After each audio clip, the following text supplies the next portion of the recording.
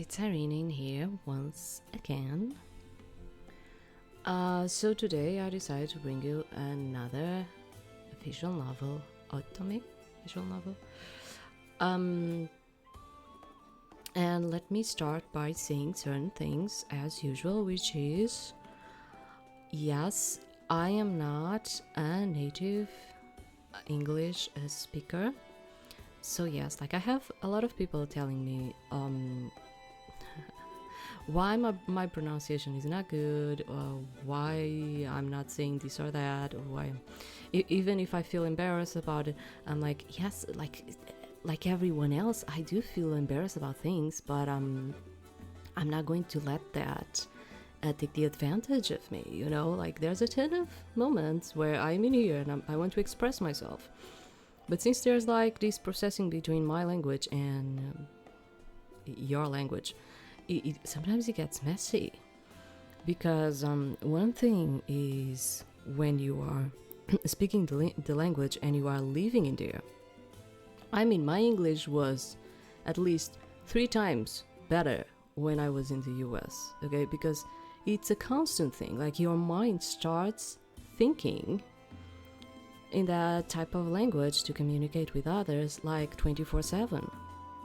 Other thing is, you are speaking in your second language and then suddenly someone interrupts you, you need to go back and switch to your own language, then suddenly you switch again to go back to the second language, and it's not only that, when you have even more languages involved, it's even harder. Then I reach a point where I want to say things in a more English fluid way, but I'm not able, you know, because I'm the main processing in here is still in my native language. Why? Because I am living in the place where my native language is spoken, is where I speak the most my language. So, as I said, when I was in the US, I had absolutely no one to talk my native language. It was totally different. My processing of the language of itself was already completely switched to the other side. So yeah, there's that. Okay, yes, sometimes I'm going to feel embarrassed about not actually delivering the things that I want to deliver in the right way, or not. Like the other time I was like talking about like the canals that I have in my nose. It's nostrils, the name, but it doesn't come to my mind because we say canals in my language, so it's like there's like this processing, you know, that gets very mixed up inside of you, you know, and sometimes you're searching for the words and you are still processing things in your language, and so it ends up like coming out as something weird. I don't know how to put it in another way. So yeah, there's that. Another thing is I am not being monetized about the games that I put in here. So do not come to me telling me, Irina, why did you put this one in here? I thought you were like really liking and promoting this game, and this game is not good. And I'm like, you know, I am actually playing the demos with you in here. Like I have no idea how it's going to turn out, if it's going to become like good or not. There's also like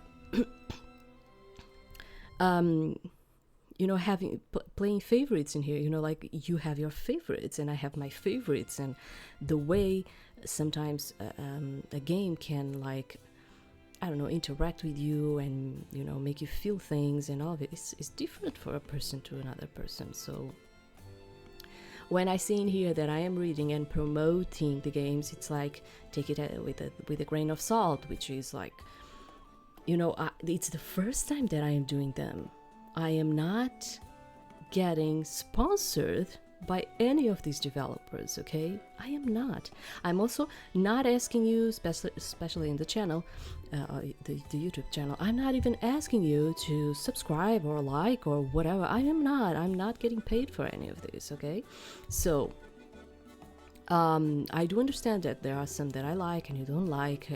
Like there are some that I'm like, it's okay, and you're like, why didn't you said it was great? Or I'm like, you know, it's kind of how do you say, bias to each person, you know, like it's kind of like that.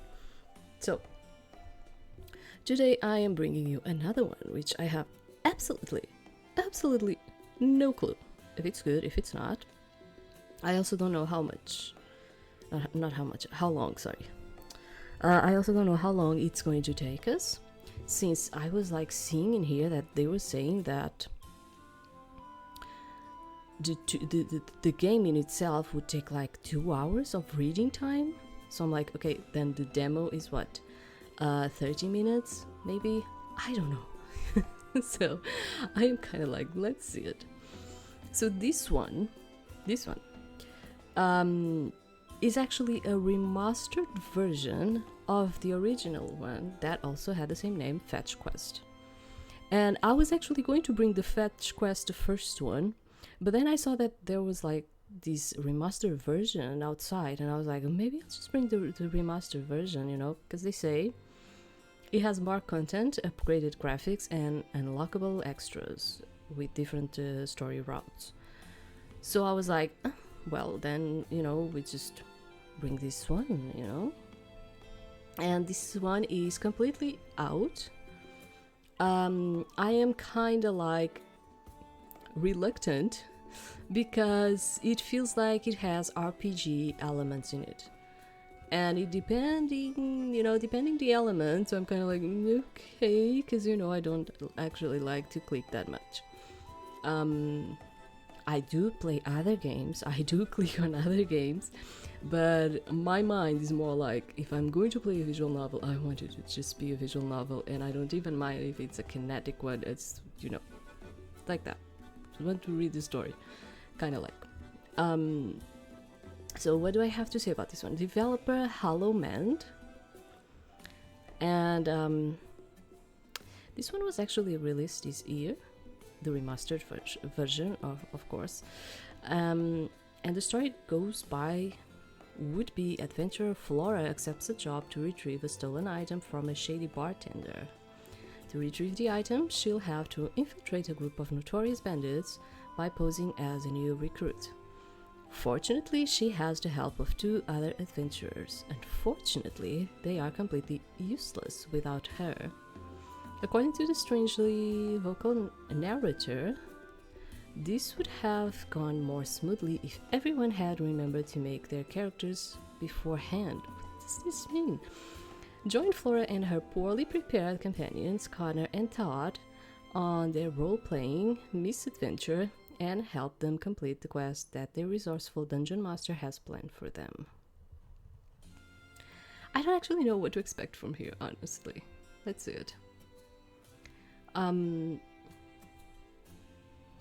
I probably still need to adjust certain things. This actually doesn't have a lot of things in here. I found it even funny that they have like English and Deutsch, English. It's this. And I was like, funny. Okay, so yeah, we do not have a lot of things in here. Okay, let's start. Let's see whatever it's going to come out from here. Yeah, because I was seeing like these dice in here, and I was like, how is it just going to be? Okay, so after a long day of traveling, you found yourself at a shady pub in a small village. According to the people who live here, it's a terrible pub. The food is stale and flavorless, the drinks are expensive, and the clientele is less than savory. But you are not here to drink and mingle, are you? You're here for a job. Yeah, that's like, I think it's kind of more like an European thing, the pubs. Like, yeah, I cannot say that I saw them a lot in the US, no. It's more of an European thing. Like, you have a ton of them, especially in the UK. You have a ton of pubs. And even in here, where I am, we have a ton of pubs too, and we love them. Yeah, it's kind of like a thing. You want my resume? But your flyer didn't say anything about that. It just said, need money fast, adventurers wanted. I didn't want it to get too worthy. I've never met a mercenary who was big on reading. Anyway, as you can see, you've got some competition. He gestures to the 2 men sitting opposite you at the table. A somewhat flamboyantly dressed man with glasses gives you a flirtatious wink. It's funny because usually, like, the glasses guy is usually not your type of flamboyant, you know, like they usually have other type of personalities, isn't it? I mean, the stereotypical type. Of course, you can have glasses and be flamboyant. That's not what I meant. It's like, it's the stereotype that you usually get in here. The other, a surly, knightish looking man, responds with a curt nod. Wait, did they bring resumes? Of course, who doesn't bring a resume to a job interview? I prefer practical demonstrations over a silly piece of paper. I put on a show displaying my talents just before you arrived. Would you like an encore, miss? It'll only take about 45 minutes for me to set everything back up. I gotta tell you, like, I saw a bit of the visuals on the other one, and this one is really better. Yeah, it's a lot better in terms of the visuals. The man does some sort of ridiculous flourish with his hands, and ropes of colorful scarves and confetti bursts from his sleeves. You start to suspect his practical demonstration might have been more akin. I think it's akin, right? I think it's akin to a magic show. Yeah, there goes like my constant thing of like, do I open the vial or not? Yeah, that happens. No thanks, I think I got it. You know, like the way we have to kind of put the pronunciation, like interiorize the pronunciation in ourselves is like hearing the word constantly and constantly and constantly. And it like, I don't know, in a subconscious way, you kind of interiorize that thing.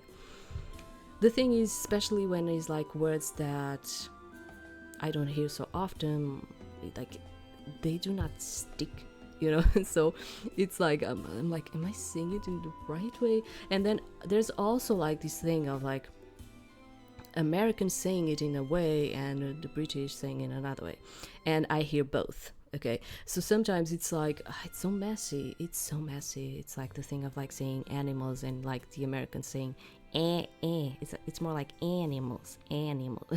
You like the Americans have a tendency to put like the a as like I don't know. Yeah, the animals.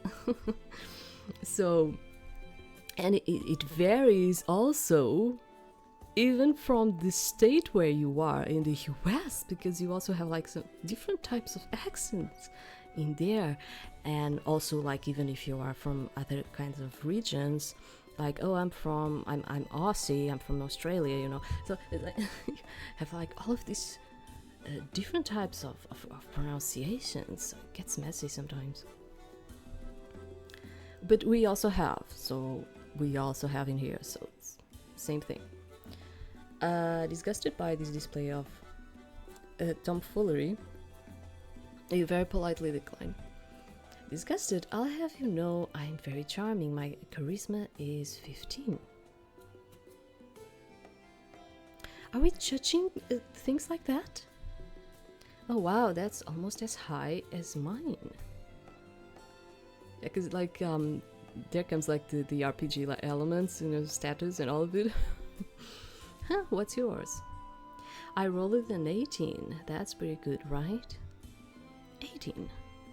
For some reason, the bartender chokes back a laugh. Catching himself and clearing his throat, he directs the conversation back to a more in-character topic. Anyway, I'm not exactly swimming in gold, so I wanted to weed out some of the less useful candidates. He glances pointedly at the other two would-be mercenaries before turning back to you. Here. He slides you a napkin and a quill. Just write down what kind of adventure-like things you can do.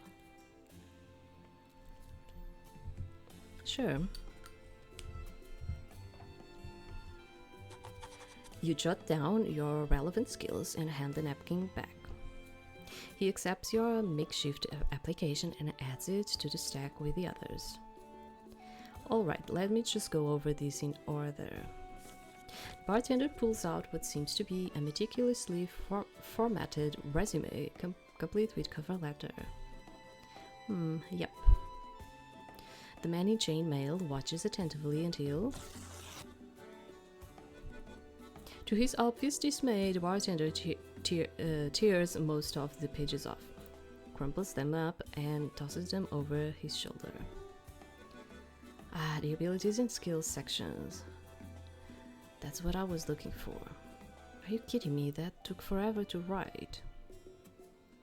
It's kind of like me, like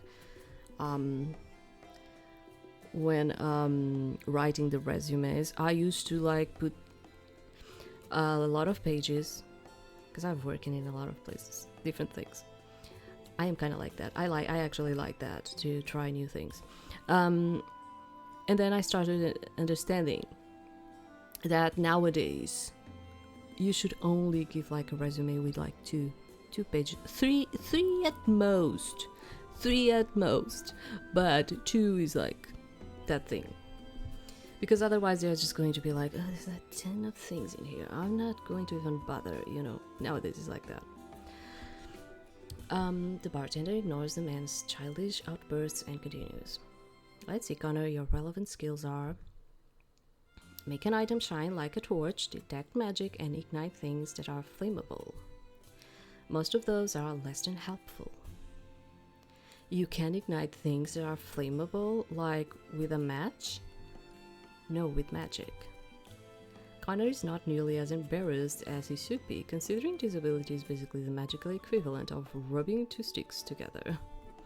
However, it says here you can heal minor wounds. Oh, with magic, right? No, with an herbalist kit. Right, that at least will probably come in handy. Do you have any other equipment? A sword, maybe? Connor looks away sheepishly. The background I picked only came with the herbalism kit. I see. This man seems rather ill-prepared for adventuring. You may have a good shot at getting this job after all. The bartender crumples up the remaining pages and tosses them with the rest of Connor's resume. On to you, Todd. You gave a riveting performance to demonstrate your own talents, which seems to be... Tell which way is north, throw your voice, do sleight of hand tricks, levitate things up to 5 pounds. So basically all the power of a street magician. Exactly.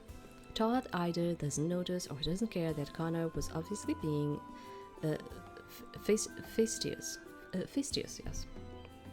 And all of those sound completely useless.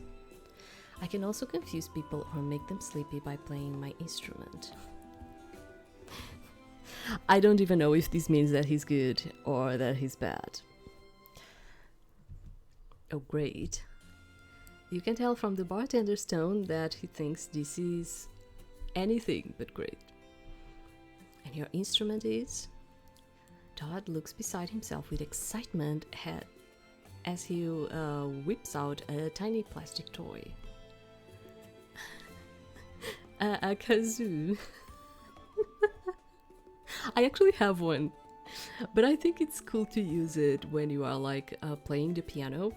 Yeah, then it's kind of like cool to use it, because as an instrument on itself, it's just kind of like a funny thing, you know. It's kind of like you can consider it an instrument, but at the same time, it's just your own voice doing things, you know. So he puts a few notes on it, you are immediately annoyed. I guess those are decent skills to have at a party, but not so much for adventuring. Yeah.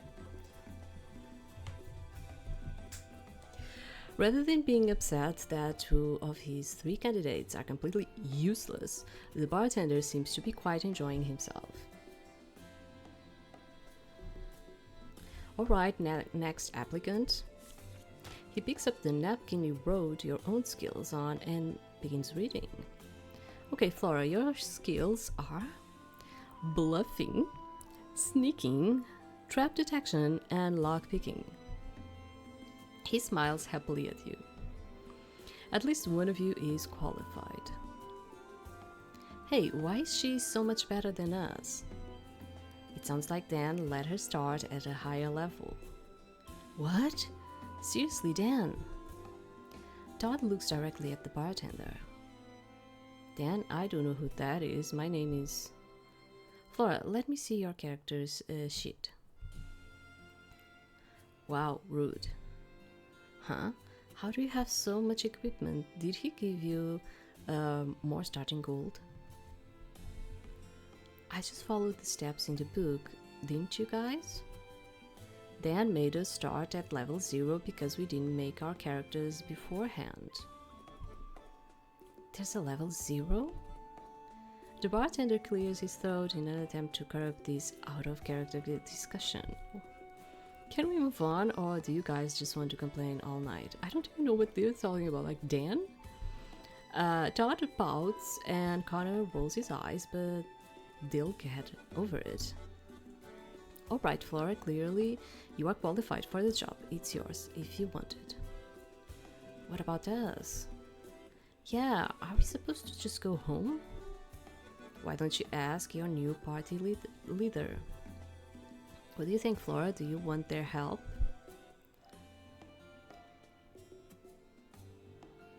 I'm sure they will be useful, and I could use the company only if I get a substantially larger cut of the reward. I mean, this would actually make sense, right? But I don't think he told us that he was not going to pay more, so sure. So yeah, we could use the company. You won't be disappointed. I'm an excellent conversationalist. I'm sure you are. You could have asked for a bigger cut of the gold, you know. But I'm glad you didn't. Thanks. Alright then, it's settled. Now let me explain the details of the job. You all lean in to listen, eagerly awaiting the real start of the adventure. Besides this bar, I have a little side business. Holding on to things for folks, acquiring difficult to find items, you know, that sort of thing. A few days ago, a shipment I was supposed to receive vanished. I haven't heard from its courier either.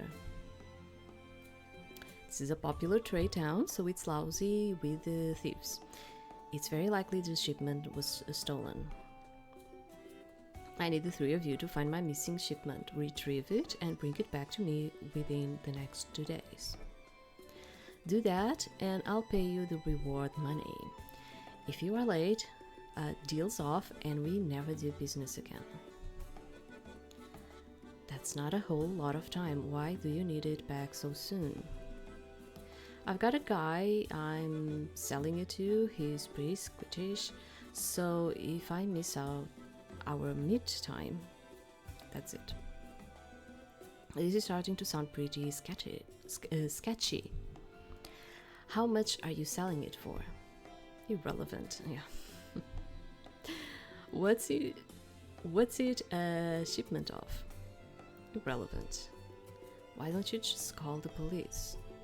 Police? You know, the... Connor stumbles, trying to think of the appropriate word for the story setting. The fantasy cops? Todd is always unhelpful. The city watch. Yeah, that's more like it, probably. Ah, them. They are always so busy. I won't bother them with something as trivial as this. And if I find out that you've gone to them, well, let's just say you won't be able to do this kind of work anymore. We're not doing something illegal, are we? Where exactly are you meeting this guy? I would save a lot of time if we just, you know, meet you there. Look, all I need is for you to find a group of bandits, steal back what they stole, and bring it back to me before the time limit. Are you gonna engage with this plot, or are we gonna play 20 questions? The bartender looks pointedly at Todd. And don't try to cut me out of this transaction. My guy doesn't like new people. He gets stabby. Trust me, this is the best way for everyone involved. So, do we have a deal, or am I going to have to find another group of misfits to give my business to? Connor and Todd look to you, waiting for their new party leader to say something. How are we supposed to find it if we don't know what it is? Well, like, yeah, in a certain way. But let's just be, I don't know how to put it, but it feels like they are pretending to be in a fantasy setting. That's why, like, the other guy was like, oh, let's call the police. Oh, wait, it's not police that they say in here. Like, it feels like they are pretending to be in a fantasy story, you know? So, like, let's kind of, like, I don't know, pretend to. We'll definitely find it, you know, like, not be logical about it. You can count on us. You heard the boss, you can count on us. But we don't even know what it looks like, yeah. So Connor is like the more logical type of guy. The bartender grins slightly. It will be more fun that way. Now, who's out of character? Alright, we're in. We'll take the job. Great, it's settled then. It's pretty late. I'll suggest you start your search tomorrow. I'm sure you all need a place to stay. Lucky for you, I've got 3 rooms available for the night. I'll even give you a discounted rate since we are working together for now. How generous of you. But before that, Todd pulls both Connor and you into what is surely an unwanted embrace. I think it's the serif font. It always messes with me, especially like in the morning. Let's drink. Sitting at one of the tables in the bar, the 3 of you decide to tell each other your reasons for becoming adventurers. You know, your backstories, as they are sometimes called. Todd is going first. And then my village burned down with all my stuff in it. What about your family? Didn't you say you had a sick little brother? Oh yeah, I guess they probably died, but I mean, my stuff. Todd does not seem at all disturbed by the fact that his family might have perished. And I couldn't even do my acts anymore to make money, cause, you know, your stuff. Yeah, we got it. And what was the point of mentioning your brother was sick? Or the time you got into a fight with an old lady and broke your arm? Todd's explanation was full of colorful details that ended up having no relevance to how he got here. It's called a character arc. The narrator would like to point out that that's not what a character arc is. Hey, I think it's a narrator, sorry. Hey, the narrator isn't a part of this conversation. He should mind his own business. Sometimes I need to think a bit about it. This is what happens when I do it a bit too much raw. I'm just like reading and then I'm like, oh wait, maybe it's not really like that. Sorry, I need to put, it was not this. It was this. Just a little bit more. The narrator begrudgingly agrees to let this one go. Todd turns his attention back to you, apparently awaiting some sort of response. Your story certainly was.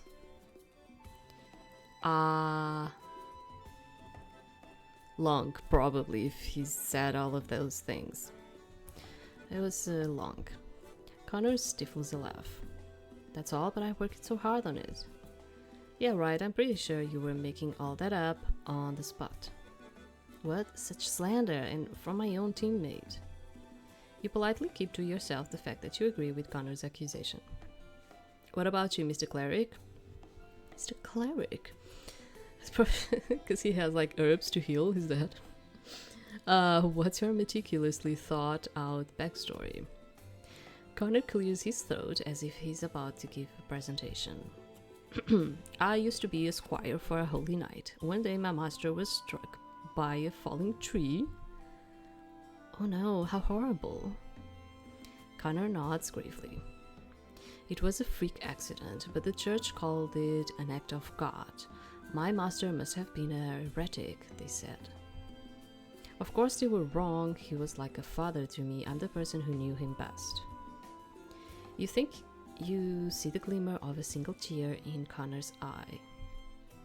He's more into this than I thought he would be. I pleaded his case to the church, but they were steadfast in their judgment. But that wasn't the end of it. Afterwards, the church ruled that since my master was a heretic, I must be as well. They took all of my possessions and cast me out for heresy by association. The church is all I've ever known. Without it, I don't know who I am. Well, he's really like a clergy type of guy, okay? I was not expecting that. I thought they were just joking because of the herbs. I became an adventurer to try and do some good in this world. Perhaps that will help me find meaning in my life again. He looks away wistfully. You get the feeling he may have practiced all of that. Well, I'm a godless heathen, and there's plenty of meaning in my life. I'm sure you'll be fine. I'm not godless, just homeless. I'm not godless, just homeless, jerk. After all that, you didn't give up your faith. That is admirable. Yeah, that's true. That's really admirable of you. To remain devoted to your God, even after the church cast you out, really shows strength of character. Connor's face quickly begins to turn red. Shut up, Dan. What am I supposed to do? Not describe everything that's happening? I think it makes him look like a big dumb idiot, personally. Wait, are we Dan? I don't know. Not that I'm thinking about it, I didn't even look it. You feel an argument brewing, so you quickly step in before things get ugly. No, she's Flora, yeah. So who's Dan? Is like the narrator? Maybe it's that. I don't know. What's going on here? I guess it's my turn now, right? The other two stop glaring at each other and obligingly listen to your story. Well, I suppose it all starts with my father. My family are locksmiths by trade. Business has always been decent, but when my father took over, things really exploded. He was a genius. Not only was he a master locksmith, but he also had a knack for creating dangerous contraptions. We became incredibly wealthy. My father intended for me to take over the business one day and taught me everything he knew. Locks and traps are like puzzles. He taught me how to design them and, more importantly, how to solve them. As our reputation grew, however, our clientele became more and more sinister. My father didn't care who it was: corrupt kings, evil cults, deranged necromancers. As long as he could continue honing his craft, he would serve anyone. I couldn't stand it. I begged him to stop. To this day, I still remember what he said to me. No. So I was like, whatever that, and run away. Okay, that's the story. And now I steal things. Yeah, great. Flora, our girl. Now she steals things. She's a thief. Connor and Todd seem confused by your abrupt end. So you steal things out of spite? I think she steals things from bad people to punish them, like a Robin Hood. A little of this, a little of that. I think that's noble of you. Okay, Flora, your character is so awesome. The two of us should team up and be con man. Your story went over well with your new companions for very different reasons. With everyone now properly introduced, the story skips to the part where everyone turns in for the night. See you guys early tomorrow morning, right? Whatever, I'll get up when I want to get up. The next morning you decide to wake everyone up together. I am the early riser because I do not sleep. Yeah, that's my thing. Yeah, that's me. Cannot sleep. I love to sleep though, and then I end up like napping usually during the day when I can, of course, when I'm at home. Sometimes I'm just like, okay, now I'm just going to watch TV, and then yeah, I'm not watching nothing, I'm just napping, because I have like insomnia, and it's very hard for me many times to sleep during the night. It's not it's I don't want you to think like, oh, you need treatment, it's not that. It's I have like a condition, a disease, and I have medication for it. And the issue is that there's only one medication for my case. And this medication gives me insomnia. And yeah, I already tried a lot of other things like melatonin and all of that, and even like valeriana and like all of those things. But it doesn't actually help. It doesn't help. But yeah, I was alerted for it, so yeah, I do suffer from a lot of insomnia. Then sometimes during the day, not when I'm working. When I'm working, I'm the very type of like the efficient type of person, and I'm very alert when I'm working. But when I come home, it's kind of like, oh, now I'm going to relax and do something, and then I'm like, it's so sleepy because I do not sleep. It takes you a while to drag yourself from the luxurious straw mattress and back down into the tavern. The only other person you see here is Todd. He's rudely fiddling around behind the bar. Morning, sleepyhead. Morning, what are you up to back there? Well, I couldn't get any sleep on those mattresses. They are so lumpy and itchy. Oh, God. Clearly this is a lie. It's already been established that the mattresses are luxurious. Luxurious. Yeah, but I mean, if you're going to sleep in a place like that, yeah, you're going to have like a lot of itchy, yeah. I kind of thought the narrator was being sarcastic about that. Anyway, I decided to come down and see what this bartender is hiding back here. He stoops down and you hear some clanking and banging as he continues to make a mess of the bartender's meticulously organized shelves. Did you find anything interesting? Todd pops back up, does a flashy spin, and makes a show of placing a cup down in front of you.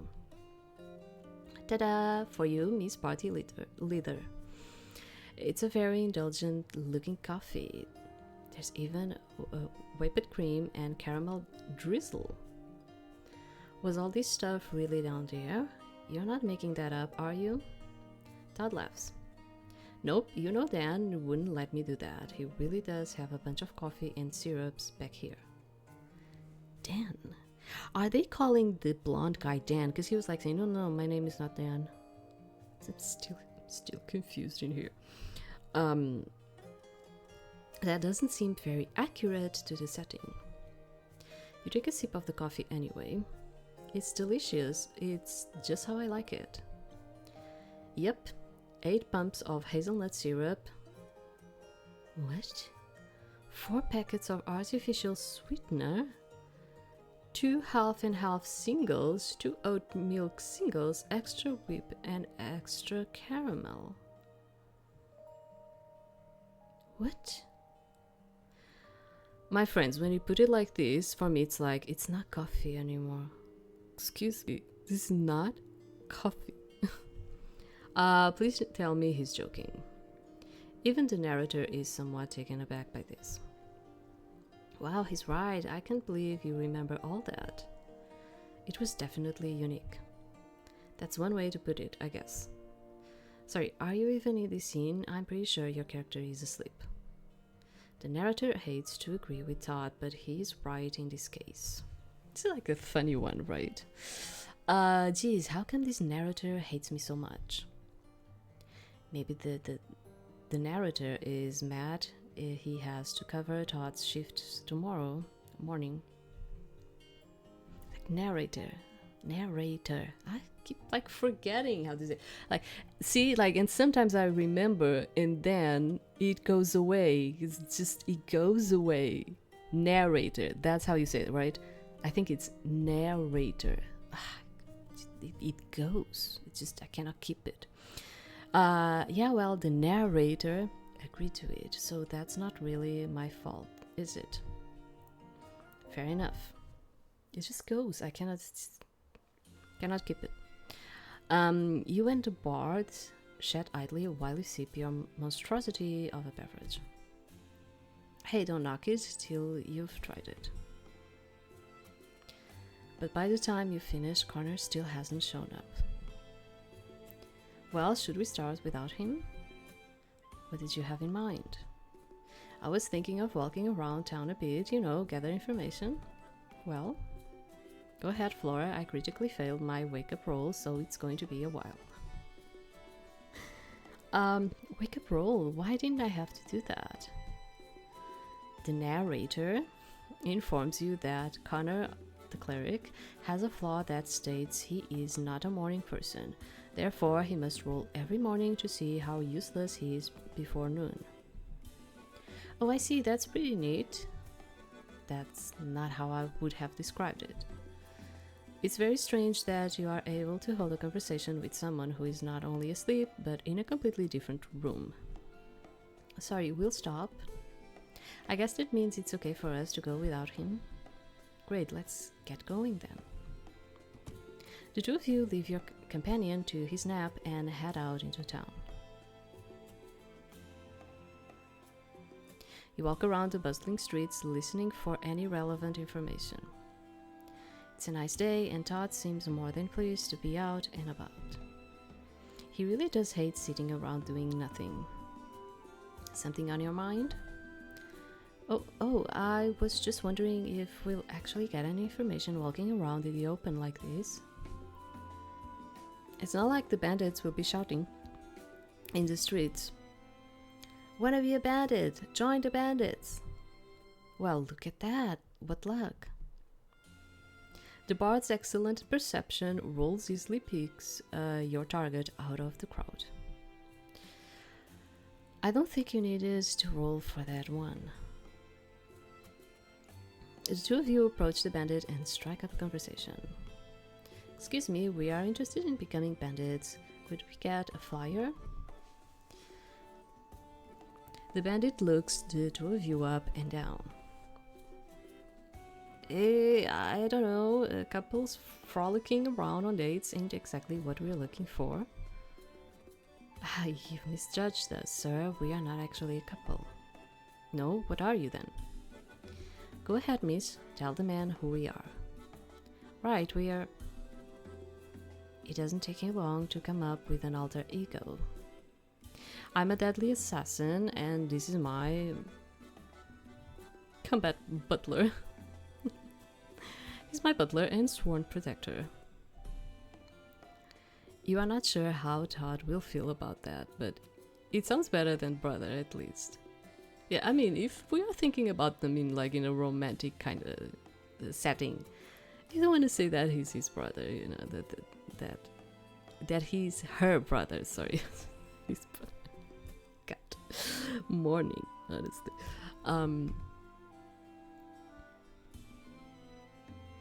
He drops down to one knee and clasps your hand in his. I think it's because I've been giving a lot of things to this one, more than to the Connor one. My lady, I'm honored you deigned to introduce me. He's way more into it than you thought he'll be. Todd, you don't have to kneel in real life too. It's called role play for a reason, my lady. I should have known he'll do something embarrassing to get back at me. I have sworn to serve my lady until my death. Wherever she goes, I go to. That's nice, I guess. Well, an assassin would definitely fit right in, and if he has to go where you go, I would even follow my lady to the gates of hell if she asked it of me. Right, I guess he can come with you. Here's your invitation. He hands you one of the flyers, and the two of you head back the way you came. Once you're out of earshot, you give the piece of paper a once-over. This is perfect. It's exactly what we're looking for. Now we just have to hope Connor is awake. We can just leave him if he's not. No, dummy, I want us all to play together. Todd seems briefly taken aback, but quickly recovers. Fine, fine, if that's what the party leader wants. He sighs without a single trace of his usual sarcasm. Is he genuinely following my orders? You ponder about Todd's true motives all the way back to the tavern. Back inside, you find Connor and the bartender eating some delicious-looking omelets and suddenly realize how hungry you are. Is there some of that for us? I haven't decided yet. Where have you guys been all morning? Well, unlike you, sleepyhead, this mission is very important to us. We found some really helpful information about the bandits. Really, let's hear it then. Todd beams proudly and slaps the fire on the bar counter. Connor leans over to read it while you and Todd scarf down your well-deserved omelet. Need gold, want to rob, join the bandits. The text is very large and is accompanied by crude drawings of stick figures beating and robbing other stick figures. You assume the pictures are for the reading impaired. On the back there is a simplistic map as well as the password to get in, which is password. Oh great.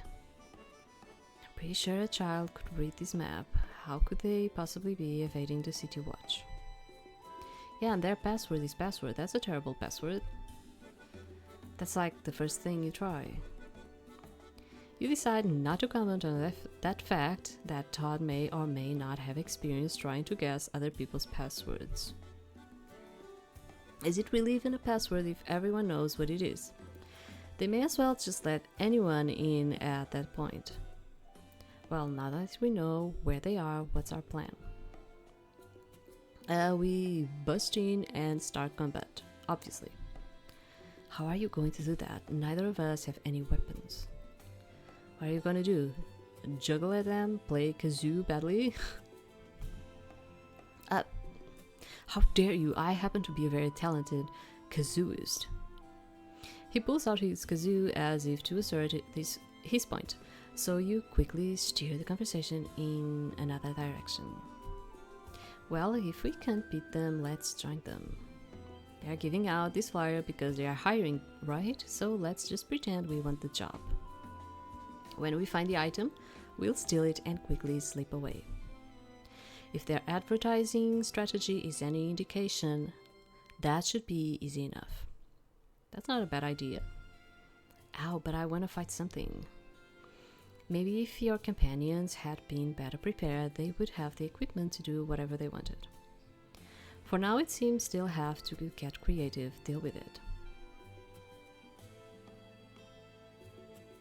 Oh, this is the end of the demo. Yeah, because I was actually thinking like it's probably going to be very tiny, since they were like saying that the game would take you like 2 hours or something. But I don't think it takes you 2 hours, because I've been seeing like most people in here are like saying that they get like 10 hours basically of the game.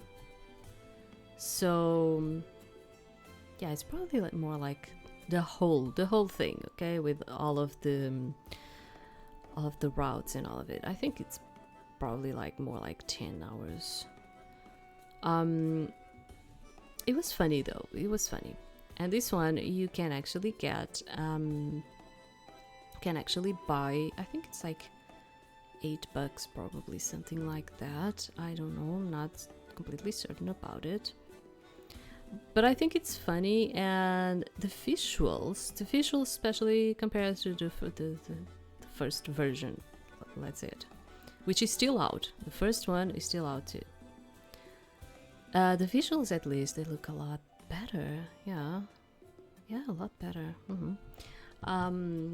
So that's it. I'm going to go into another one. I'm going to leave these games. These games demo in the description for you if you like it, and I'll come back in just a moment with, I think maybe we'll do the tiny ones today, because there's another tiny one which is, I think it's maybe like 30 minutes. Maybe we'll do another tiny one after, and if it's really tiny, we'll do another one after, okay? So let's do it like that. So be right back.